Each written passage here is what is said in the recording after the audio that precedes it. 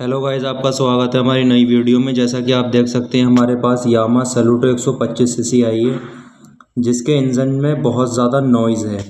काफ़ी जगह गाड़ी चेक होकर के आई गाइस, सबने इसका इंजन का एस्टीमेट दिया। गाड़ी जब हमारे पास आती है हमने बोला भैया हम इसको अच्छे तरीके से चेक करेंगे और खोलेंगे, फिर बताएंगे कि क्या प्रॉब्लम हो रही है। सबसे पहले हमने इसका क्लच कवर की साइड खोली थी, वहाँ तो हमें कुछ नहीं मिला। बट इसका जब हमने मैग्नेट साइड खोला तो इसके वन वे के इतनी बुरी हालत हो रही थी गाइस कि देख करके मैं भी शॉर्ट हो गया। देखिए आप, वन वे के इतने टुकड़े हो चुके थे, जो कि इसका किसी ने वन वे चेक ही नहीं किया, हर कोई इंजन का एस्टीमेट ही दे रहा था।